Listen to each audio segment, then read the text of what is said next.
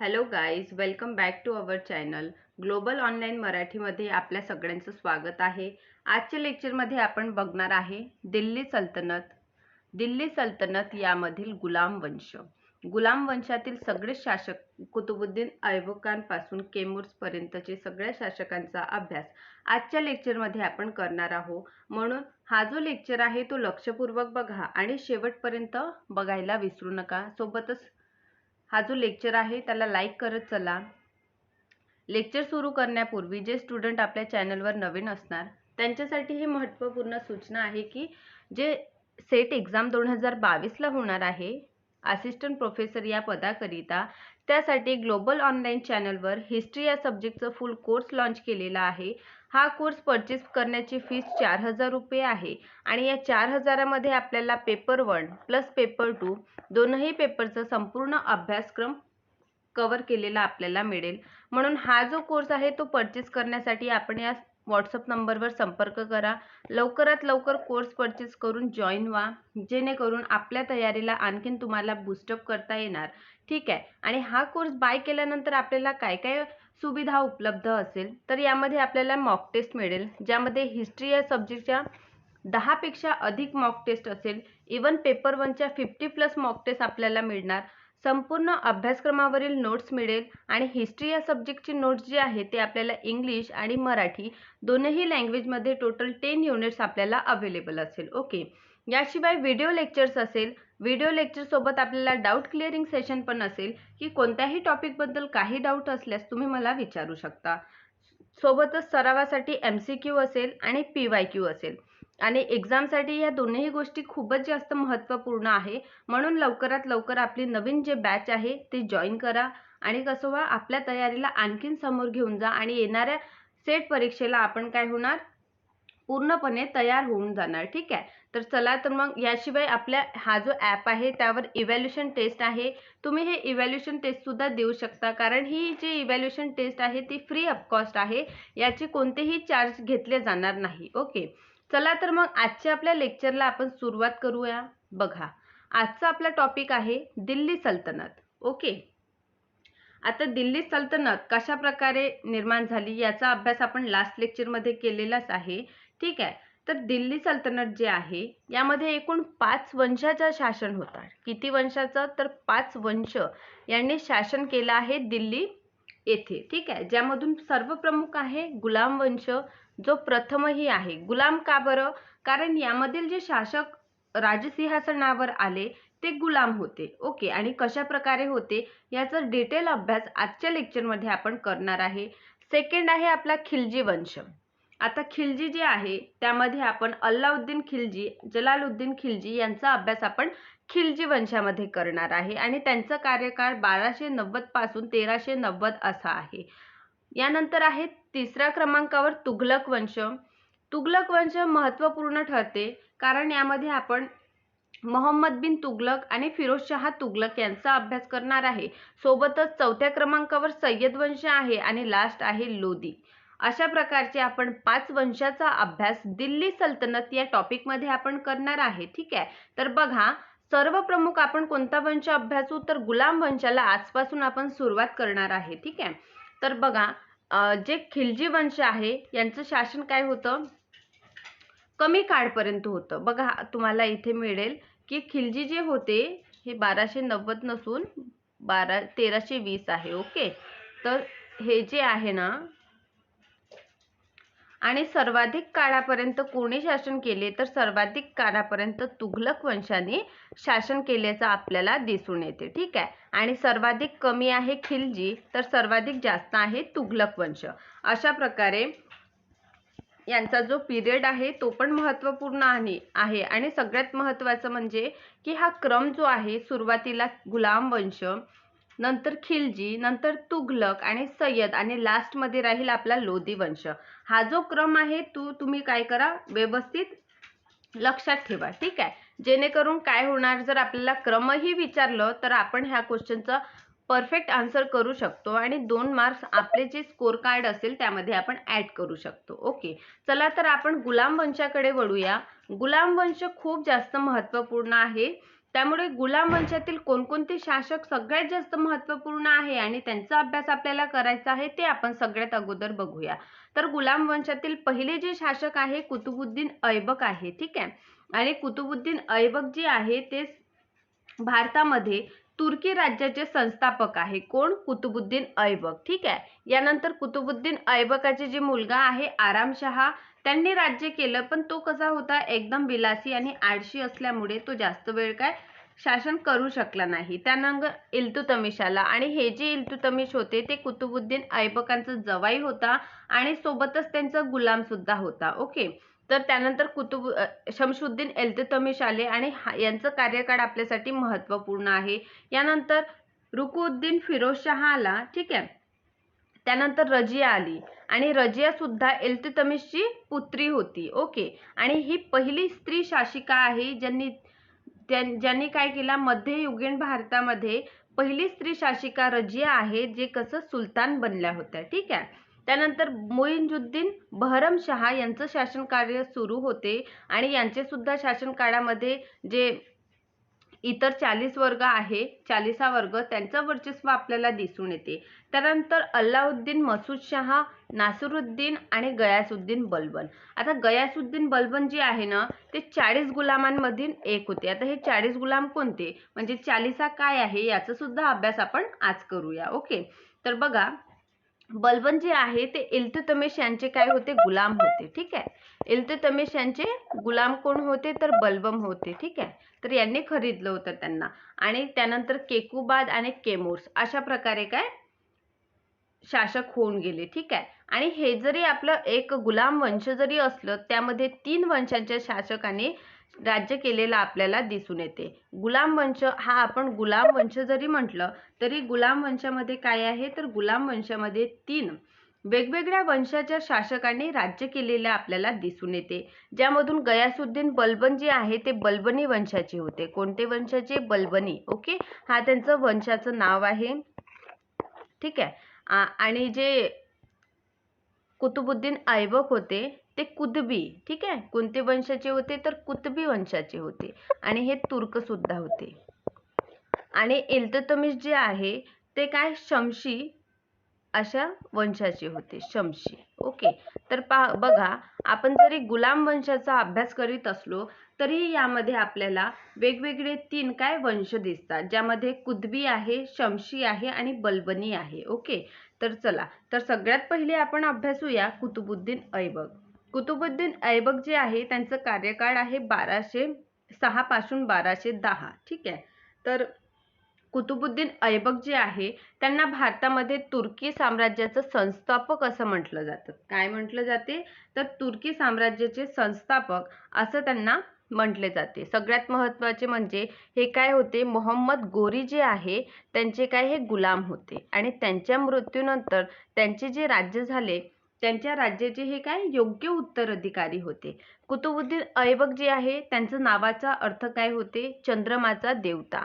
असं काय त्यांचं नावाचं काय अर्थ होतो. ठीक आहे. चंद्रमा यांचा देवता. आणि महत्त्वाचं म्हणजे यांना काय? नेराशपूर जे एक ठिकाण आहे येथून नाही का खरीदलं होतं. कोणी? जे काझी होते अब्दुल अजीज कोका, हे जे काझी आहे त्यांनी यांना खरीदले होते आणि त्यानंतर ते मोहम्मद घोरीकडे गेले. ठीक आहे. म्हणजे सुरुवातीला त्यांनी अब्दुल अजीज कोका जे आहे हे काझी होते आणि त्यांनी काय केलं? त्यांना खरीदले होते. आणि महत्त्वाचं म्हणजे काय होतं? तर बघा, हे मोहम्मद घोरीचे काही जवाई सुद्धा होते. ठीक आहे. म्हणजे त्यांच्या मुलीसोबत यांचा विवाह सुद्धा झालेला आपल्याला दिसून येते. आणि यांच्या उपाधी कोणकोणत्या आहेत? तर बघा, यांची उपाधी आहे लाखबक्ष. आता लाखबक्ष का बरं? कारण ते लाखांचा काय दान देत होते, म्हणून काय? लाखबक्ष. ठीक आहे. येथे थोडा टायपिंग एरर आहे, म्हणून लाखबक्ष अशा प्रकारे. मलिक आणि सिपलसरार. बघा, कुतुबुद्दीन ऐबक असे शासक आहे त्यांनी सुलतान ही उपाधी धारण केलेली आपल्याला दिसत नाही, तर त्यांनी मलिक आणि सिपलसलार अशा प्रकारच्या उपाधी घेतल्या. पीरबक्ष म्हणजे हत्तीचा दान दिल्यामुळे. आणि कुराण खा. आता कुराण खा का बरं? तर बघा, कारण कुतुबुद्दीन ऐबक जे होते ना, त्यांनी काय कुराण वाचणं खूप लवकर म्हणजे कमी वयामध्ये शिकून गेले होते, त्यामुळे त्यांना कुराण खा सुद्धा म्हटले जाते. हातमिताई हे जी त्यांची उपाधी आहे ती सिराजुद्दीन मिन्हाज यांनी त्यांना दिलेली आपल्याला दिसून येते. ठीक आहे. तर अशा प्रकारे यांचं काय आहे, प्राथमिक काय इंट्रोडक्शन आहे. आता बघा, मोहम्मद घोरी जेव्हा यांनी खरीदलं होतं ना, त्यानंतर मोहम्मद घोरी यांना त्यांना आमिर-ए-आखूर म्हणजे काय, शाही अश्वसेना किंवा सवार जी सेना आहे त्यांचे प्रमुख, त्यालाच आपण आमिर-ए-आखूर असे म्हणतो. ते पद मोहम्मद घोरी यांना दिलेलं आपल्याला दिसून येते. सोबतच गयासुद्दीन मोहम्मद, आता गयासुद्दीन मोहम्मद कोण आहे, तर मोहम्मद घोरीच्या मृत्यूनंतर त्यांच्या साम्राज्याचे उत्तराधिकारी गयासुद्दीन मोहम्मद होते. त्यांनी यांना दासतेतून मुक्तता दिलेली आपल्याला दिसून येते. ठीक आहे. सोबतच महत्वाचं एक पॉइंट आहे की त्यांनी लाहोर हे काय बनवलं, राजधानी बनवलं आणि लाहोर या प्लेसवरच त्यांचा राज्याभिषेक 1206 मध्ये झाल्याचं आपल्याला दिसून येते. ठीक आहे. तर अशा प्रकारे काय आहे, कुतुबुद्दीन ऐबकाचं प्राथमिक आपण जीवन अभ्यासलं. आता बघा, आता त्यांच्या वेळेस 4 मी तुम्हाला सांगितले प्रमुख गुलाम आहे आणि बुकमध्ये तुम्हाला 3च प्रमुख गुलाम दिसणार. ठीक आहे. तर हे कसं कधी कधी कसं वेगवेगळ्या बुकमध्ये वेगवेगळं असं दिलेलं आहे, पण मी तुम्हाला 4 सांगितली आहे. ओके. ज्यामधून मी तुम्हाला सांगितलं की ऐबक जे आहे यांनी काय केलं, जे कुबाजा आहे, कुबाजा यांची जे बहीण होती त्यांच्यासोबत त्यांनी काय केलं, आपल्या बहिणीचा विवाह करून दिला. कुबाजा कोण आहे, तर सिंध आणि मुलतान हा जो प्रदेश गोरींनी दिला होता ते आहे कुबाजा. त्यांच्याशी काय केलं, त्यांच्या बहिणीशी यांचा विवाह झालेला होता. ठीक आहे. सोबतच ऐबकाने काय केलं, दुसरं महत्वाचं कार्य, आपल्या स्वतःच्या मुलीचा विवाह त्यांनी इल्तुतमिश सोबत करून दिलं. आणि एल्दोज जे आहे, एल्दोज कोण, तर गजनीचे शासक, त्यांच्यासोबत त्यांनी काय केलं, विवाह केला. अशा प्रकारे 3 महत्वपूर्ण वैवाहिक संबंध संपन्न झाल्याचे आपल्याला दिसून येते. सोबतच कुतुबुद्दीन ऐबक यांनी काय केलं, इल्तुतमिश हे कुतुबुद्दीन ऐबकाचे काय होते, गुलाम. पहा, ज्या प्रकारे मी तुम्हाला सांगितलं, एक मिनिट बघा इथे स्पेस आहे. ज्याप्रमाणे मी तुम्हाला सांगितलं की मोहम्मद घोरी जे आहे यांचं गुलाम कोण होतं, कुतुबुद्दीन ऐबक होतं. ठीक आहे. कुतुबुद्दीन ऐबक हे मोहम्मद घोरीचे गुलाम आहे आणि कुतुबुद्दीन ऐबक जे आहे त्यांनी इल्तुतमिश यांना खरीदले होते. ठीक आहे. म्हणजे इल्तुतमिश यांचा दास झाला. आणि इल्तुतमिश यांनी काय केलं, तर बलबन जो आहे त्याला खरीदलं होतं. ओके. म्हणजे हे काय झाले, एकमेकाचे गुलाम झाले. आय होप इतकं क्लिअर असेल तुम्हाला. आता नेक्स्ट आपण वळूया. त्यांनी जेव्हा म्हणजे कुतुबुद्दीन यांनी जेव्हा इल्तुतमिशला खरीदले तेव्हा त्यांना बदायूचा सुभेदार बनवण्यात आले होते. आणि हेच ते प्रश्न आहे जे आपल्याला यापूर्वीही विचारलेलं दिसून येते, म्हणून IMP करून ठेवा. चला, तर कुतुबुद्दीन ऐबक जे आहे यांच्या दरबारात आपल्याला हसम निजामी दिसतात, ज्यांची रचना आहे ताज उल मवासीर. ठीक आहे. आणि फके मुदबीर हे सुद्धा त्यांच्या दरबारात काय होते, निवास करत होते. आणि 1210 मध्ये पोलो खेळ खेळताना त्यांचं काय झाला, मृत्यू झाल्याचं आपल्याला दिसून येते. आणि त्यांच्या काळातील महत्त्वाची विशेषता म्हणजे काय, तर इस्लामिक कलेची सुरुवात त्यांच्या काळामध्ये झाल्याची आपल्याला दिसून येते. जे इंडो इस्लामिक कला आहे त्यांचं महत्त्व म्हणजे काय, तर गुंबद आणि मेहराब. ठीक आहे. हे गुंबद आणि मेहराब जे आहे ते इंडो इस्लामिक कलेचा काय आहे, महत्त्वाची वैशिष्ट्य आहे. सोबतच त्यांनी काय, कुवत उल इस्लाम मस्जिद नाही का, हे दिल्लीमध्ये आहे ही मस्जिद, ही सुद्धा बांधल्याची अशी आपल्याला दिसते. आणि ही अशी मस्जिद आहे, भारतातील प्रथम मस्जिद आहे जे जैन मंदिर, हे जे मंदिर ज्या प्लेसवर बनलं आहे त्या प्लेसवर सुरुवातीला काय होतं, एक जैन मंदिर होतं. त्यानंतर तिथे एक वैष्णव मंदिर बनवण्यात आल्या आणि त्याच्या अवशेषावर आपल्याला दिल्ली येथे कुवत उल इस्लाम मस्जिद दिसेल. सोबतच अढाई दिन का झोपडा, हा जो अढाई दिन का झोपडा आहे तो अजमेर या ठिकाणी आहे. आणि माहिती आहे का, येथे पहिले काय होतं, एक बौद्ध मठ होतं. ठीक आहे. आणि त्या बौद्ध मठाच्या अवशेषावर काय होतं, हे अढाई दिन का झोपडा निर्माण करण्यात आले होता. तसंच आपल्याला दिसेल की विग्रहराज चतुर्थ जे आहे त्यांचं एक नाटक आहे हरिकेली, त्याची लाईन सुद्धा आपल्याला येथे दिसतात. सोबतच त्यांनी जगप्रसिद्ध काय कुतुब मिनार यांचं सुद्धा बांधकाम सुरुवात केलं. कोणी? ऐबकांनी. ठीक आहे, याला पूर्ण कोण करणार? तर इल्तुतमिश याला पूर्ण करणार. पण सुरुवात कोणी केली? तर ऐबकांनी सुरुवात केली. ओके, तर अशा प्रकारे हे काय आहे? अशा प्रकारे आपण कुतुबुद्दीन ऐबक यांचा अभ्यास केलेला आहे. आता आपण वळूया शमशुद्दीन इल्तुतमिश यांच्याकडे. आता शमशुद्दीन इल्तुतमिश यांच्या पूर्वी काय एक आरामशहा म्हणून शासक झाले, जे कोण होते?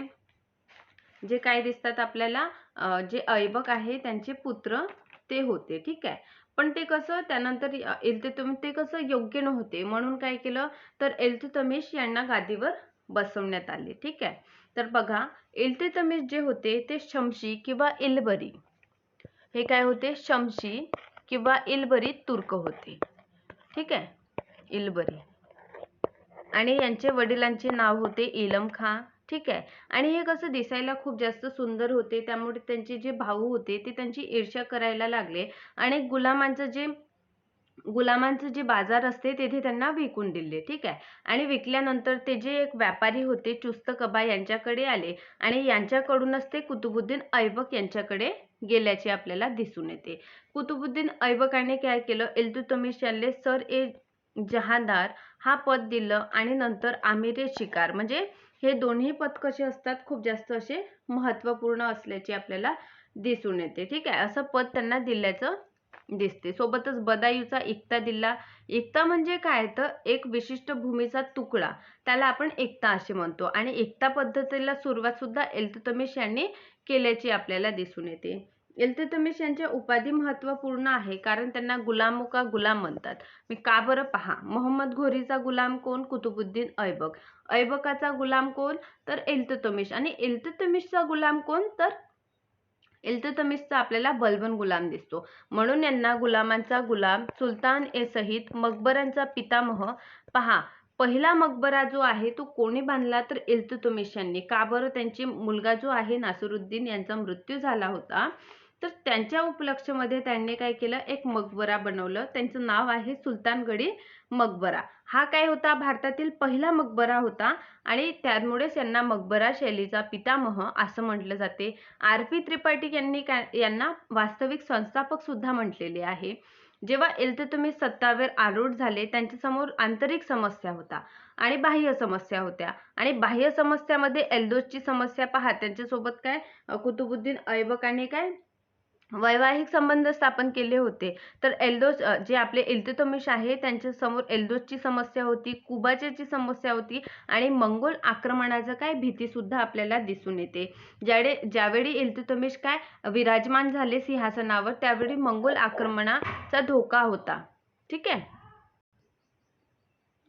पहा, मंगोल आक्रमणामध्ये काय होतं? चंगेज खान जे होते त्यांनी काय केलं होतं? ख्वारिझमचे जे शाह यांचे उत्तराधिकारी होते कोण? जलालुद्दीन मकबर्णी यांचा ते पिछा करत होते. ठीक आहे, आणि जे जलालुद्दीन मकबर्णी आहे त्यांनी काय केलं? आपल्याकडे म्हणजे भारताकडे काय स्वतःला वाचवण्यासाठी आले. त्यामुळे मंगोल जे आक्रमणकारी आहे त्यांनी काय केलं? इल्तुतमिशला म्हटलं की तुम्ही यांना हेल्प करू नका.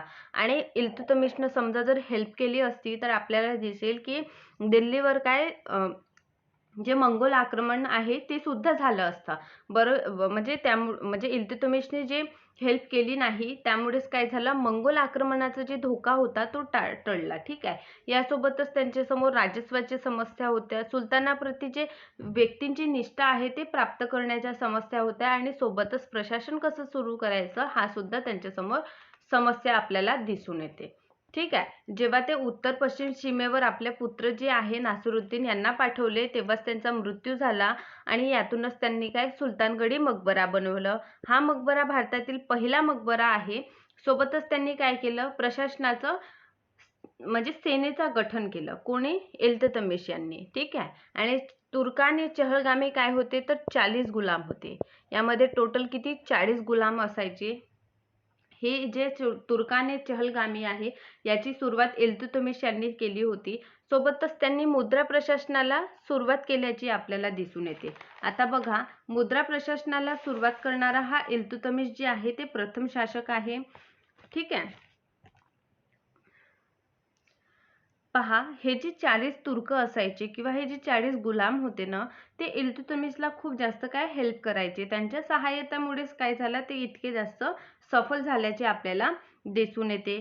सोबतच त्यांनी काय केलं, तर जे चांदीचा डंका आणि तांब्याचं जित्तल हे काय 2 मुद्रा चालवल्या. ठीक आहे. हे शुद्ध अरबी सिक्के त्यांनी सुरू केल्याचे आपल्याला दिसून येते. त्यांच्या शिक्क्यांवर आपल्याला शिव आणि नंदी आणि चौगान आणि घोडसवार याचे कसं अंकित म्हणजे साईन आपल्याला चिन्ह सुद्धा दिसून येते. ठीक आहे. आणि सोबतच जे ढकसाल आहे म्हणजे सिक्के आहे त्यावर नाव लिहिण्याची परंपरा सुद्धा त्यांनी सुरू केल्याचं श्रेय इल्तुतमिश यांना आहे. न्याय प्रशासन त्यांची खूप चांगली होती, कारण जे न्याय आहे ते लाल कपडे घालून काय न्याय मागत होते. आणि या न्याय प्रशासनाविषयी माहिती आपल्याला कोण देते, तर इब्न बतुता देते. इब्न बतुता यांनी लिहिलं आहे की जे इल्तुतमिश आहे त्यांच्या महलासमोर 2 संगमरमरच्या काय होत्या, सिंह बांधलेला एक म्हणजे अशी घंटी होती आणि त्याला वाजवून कोणताही व्यक्ती कधीही काय न्याय मागू शकत होता. अशा प्रकारचं काय आहे आपण बघितलं की इल्तुतमिश यांचं राज्य आहे. ठीक आहे. आणि त्यांनी खूप जास्त कार्य सुद्धा केले. यांचं जे तुर्कानी चहलगामी आहे ते महत्त्वपूर्ण आहे आणि सोबतच मकबरा सुद्धा. ठीक आहे. तर बघा, यांनी राजधानी मी तुम्हाला सांगितलं की कुतुबुद्दीन ऐबक जी आहे त्यांनी राजधानी काय केली होती, तर ऐबक यांनी राजधानी लाहोरला ठेवली होती, पण इल्तुतमिश यांनी राजधानी दिल्लीला केली. आणि मिरहाजुद्दीन सिराज यांची तबकत ए नासरी हा जो त्यांचा ग्रंथ आहे तो नासिरुद्दीन मुहम्मद म्हणजे इल्तुतमिशच्या मुलाला पूर्णपणे समर्पित आहे. ओके. आणि सोबतच इल्तुतमिशने दिल्लीमध्ये एक मदरसा पण स्थापित केलं म्हणजे विद्यालय. ठीक आहे. आणि यानंतर येणार रजिया सुलताना. आता रजिया सुलताना कसं, आणि इल्तुतमिशचं आणखीन एक म्हणजे कार्य म्हणजे काय, जे आपल्याला मोहम्मद घोरी दिसतात ना, त्यांच्या स्मृतीमध्ये त्यांनी मदरसा-ए मुइजी हे जे काय आहे एक मदरसा आहे ते स्थापन केला. सोबतच नासरी मदरसा पण त्यांनी स्थापित केला. गुंबद कलेला सुरुवात कोणी केली, तर इल्तुतमिश यांनी केल्याचे दिसून येते. ठीक आहे. तर यानंतर त्यांची जी त्याच्यानंतर रुकुद्दीन फिरोज शाह आले, पण ते एवढे सक्षम नव्हते. आणि इल्तुतमिशची सुद्धा इच्छा होती की रजिया ही काय बनावी, सुलतान बनावी. ठीक आहे. तर बघा, रजिया सुलतान झाली 1236 मध्ये. ठीक आहे. आणि 1240 मध्ये तिचा मृत्यू झाल्याचं आपल्याला दिसून येते. तर कशा प्रकारे, तर बघा, पहिले काय झालं, त्यांची जी आई होती शाह तुर्कान यांच्याकडे काय होती, पूर्ण बागडोर होती आणि ती खूप जास्त क्रूर होती. म्हणून रजिया यांनी काय केलं, एक दिवस लाल वस्त्र म्हणजे लाल कपडे घालून काय ते नमाजाच्या वेळेस गेली आणि दिल्लीच्या जनतेला न्याय मागितलं. यातूनच काय झाली, त्याला सत्ता मिळाली आणि त्यांनी सुलतान हे पद धारण केले. आणि रजिया ही अशी प्रथम शासक आहे, प्रथम महिला शासक आहे आणि अंतिम सुद्धा महिला शासक आहे जे दिल्लीच्या गादीवर विराजमान झाल्याचे आपल्याला दिसून येते. ठीक आहे. आणि यांच्या काळामध्ये जे याकूत होता, ठीक आहे, याकूत हा जे होता त्याला काय एक पद दिलेलं एक पद दिल्याचं आपल्याला दिसून येते. ठीक आहे. सोबतच आपल्याला दिसणार की रजियाने पर्दा प्रथेचा खूप जास्त विरोध केला आणि ते काय करायची, कुबा म्हणजे कोट आणि कुलाहा म्हणजे टोपी घालून काय दरबारात जायची. ठीक आहे. पण हे सगळं कसं पुरुषांना आवडत नसत. का बरं, कारण आपली पुरुष प्रधान संस्कृती आहे. तर त्यावेळी समजा मध्यकालीन पिरियडचा जर आपण विचार केला तर महिलांनी म्हणजे तिच्यामध्ये खूप क्षमता होती, सगळ्याच गोष्टी बरोबर होत्या, परंतु एकच महत्त्वाचं कारण असं होतं की तिच्या इतकं विरोध झाला की ती एक महिला होती, म्हणून तिचा इतकं विरोध झाल्याचं आपल्याला दिसते. सोबतच तिच्याच काळामध्ये भटिंडाचा गव्हर्नर होता अल्तमश. अल्तमश यांनी काय केलं, तर तिच्या विरोधी उठाव केलं. ठीक आहे. यातूनच काय झालं, म्हणजे त्यांनी आक्रमण तर केला, पण हे जे रजिया आहे त्यांनी तिला ऑफर दिला, कोणाला, अल्ततमिश याला. आणि यातूनच रजिया आणि अल्तमश यांचा काय विवाह घडून आला आणि त्यांनी दोघांनी काय केलं, दिल्लीवर आक्रमण करायचं काय निर्णय घेतला. पण दिल्लीचं आक्रमण विफल ठरलं जेव्हा ते परत येत होते आणि कॅथल या ठिकाणी त्यांना काय डाकूंद्वारे त्यांची कसं मृत्यू झाली. ठीक आहे. म्हणूनच आपण म्हणतो की रजिया गुंडों में फस गई, म्हणून असं आपण गाणं ऐकतो ना, ते असंच प्रकारचं. कारण कसं झालं, ते जेव्हा परत येत होते ना तेव्हा त्यांना डाकूंनी काय त्यांची हत्या केली कॅथल या ठिकाणी. ठीक आहे. अशा प्रकारे रजिया सुलताना आहे. यानंतर आपण गियासुद्दीन बलबन बघूया. गयासुद्दीन बलबन जे आहे ते मी तुम्हाला सांगितलं इल्तुतमिश यांचे काय आहे, हे दास आहे. ठीक आहे. तर बघा, गयासुद्दीन बलबनचं मूळ नाव बहाउद्दीन आहे आणि यांना उलुग खां ही जी आहे उपाधी दिल्याची आपल्याला दिसून येते. सोबतच हा काय होता, बलबनी तुर्क होता. ठीक आहे. रजिया जेव्हा शासन काळात होती तेव्हा त्यांनी काय केलं, अमीर ए शिकार या पदावर होते. बहरमशाह जेव्हा आले तेव्हा आमिर ए आखूर या पदावरती विराजमान होते आणि नासिरुद्दीन मोहम्मदच्या वेळी काय नायक ए मुमानिक या पदावर ते विराजमान असल्याचे आपल्याला दिसून येते. आणि हे नायक ए मुमानिक जे पद आहे ते कोणत्या काळामध्ये आला, तर मुइजुद्दीन बहरमशाह जेव्हा सिंहासनावर आरूढ झाले होते त्यावेळी नायक ए मुमानिक हा पद आल्याचा आपल्याला दिसून येते. ठीक आहे. यानंतर काय झालं, तर जेव्हा बलबन काय होते, 40 गणे सुलतान 40 जे गुलाम होते त्या गुलामांमधून एक होते. म्हणून जेव्हा ते राज्य करण्यासाठी आले तेव्हा त्यांच्या समोर एक महत्त्वपूर्ण समस्या होती की ते 40 गुलामांमधून एक होते. ठीक आहे. आणि दुसरं म्हणजे काय, दुसरं कारण असं आहे की जेव्हा बलबन जेव्हा आले ना राज्य करण्यासाठी तेव्हा फक्त हेच नाही तर त्यांनी काय केलं, हे 40 गुलाम जे 40 गुलाम आहेत त्यांचं जे गट होते तुर्काने चहलगमी त्याला काय नष्ट केलं. म्हणजे कसं की इल्तुतमिश यांनी 40 गणी सरदार जे आहे त्यांची स्थापना केली, तर बलबन जे आहे त्याचं नष्ट करता आहे. ओके, हा क्वेश्चन कसं इम्पॉर्टंट आहे. ठीक आहे. तर बघा, त्यानंतर काय झाला, जेव्हा बलबन आले गादीवर त्यासमोर त्यांच्या खूप सारी समस्या होती.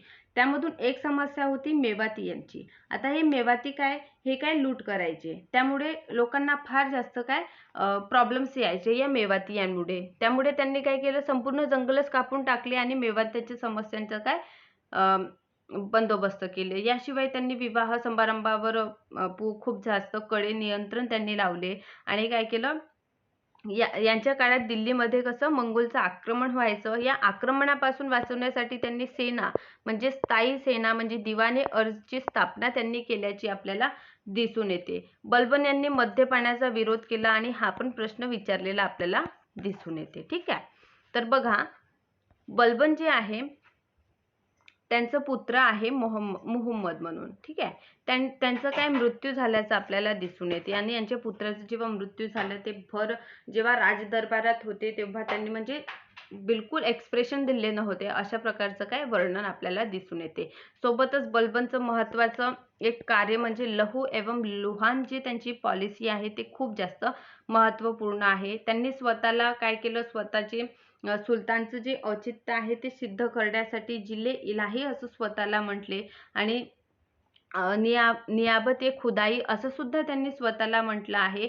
आणि त्यांनी इराणचा जो शासक आहे अफरेशियार यांच्यासोबत आपला वंश जोडलेला आपल्याला दिसून येते. त्यांचं राजदरबार भव्य असायचं आणि पूर्णपणे सायलेंट असायचं, कोणीही तिथे हसू शकत नव्हते किंवा बोलू शकत नव्हते. सोबत सगळ्यात महत्त्वाचं म्हणजे सजदा म्हणजे वाकून नमस्कार करणे आणि पायबोस ही जी आहे म्हणजे सम्राटाच्या पायाचे चुंबन करणे, हे जे दोन प्रथा आहे ते सुरुवात कोणी केली, तर बलबन यांनी केली. आणि आपण मुघल पिरियड मध्ये पण पाहणार की शहाजहान हे पद्धत काय करणार, सुरू करणार. ठीक आहे. तर हा पण क्वेश्चन काय ठरतो, महत्त्वपूर्ण ठरतो. सोबतच नवरोज हा जो उत्सव आहे हा सुद्धा बलबन यांनी सुरू केला आणि गुप्तचर व्यवस्था ज्याला आपण बरीद म्हणतो ते सुद्धा सुरू केल्याचं आपल्याला दिसून येते. सोबतच यमुना नदीच्या किनाऱ्यावर बलबन यांनी काय केलं, तर लाल किल्ल्याचं निर्माण केल्याचं आपल्याला दिसून येते. अशा प्रकारे आजच्या लेक्चरमध्ये आपण 3 टॉपिक म्हणजे संपूर्ण गुलाम वंश कव्हर केलेला आहे आणि गुलाम वंशातील महत्त्वपूर्ण जे शासक होते त्याविषयी मी डिटेल इन्फॉर्मेशन आजच्या लेक्चरमध्ये दिली आहे. नेक्स्ट लेक्चरमध्ये आपण खिलजी वंशाचा अभ्यास करूया. आय होप तुम्हाला लेक्चर आवडत असणार आणि तुम्हाला हे लेक्चर जे आहे खूप जास्त हेल्पफुल ठरत असणार. व्हिडिओ आवडत असेल तर लाईक करा, शेअर करा आणि कमेंट करायला काय विसरू नका. ठीक आहे. कमेंट बॉक्समध्ये तुम्ही काय समस्या आहे ते सुद्धा मांडू शकता आणि लवकरात लवकर काय करा, आपला कोर्स परचेस करा. ठीक आहे. कोर्स परचेस केल्याने काय होणार, तर आपल्या ज्या समस्या आहे त्या काय पूर्णपणे समाधान माझ्याकडून मिळणार. सोबतच एक्झामची प्रिपरेशन कशी करावी या सुद्धा प्रॉपर गायडन्स तुम्हाला मिळणार आणि सोबतच टेस्ट सिरीज वगैरे सगळे प्रोव्हाइड केले जाणार. म्हणून लवकरात लवकर परचेस करा, ज्यामुळे काय होणार, येणाऱ्या सेट परीक्षेला आपण पूर्णपणे तयारीत राहू आणि एक्झाम पास करू. ठीक आहे. आय होप लेक्चर आवडत असेल. Thank you so much guys watching my video.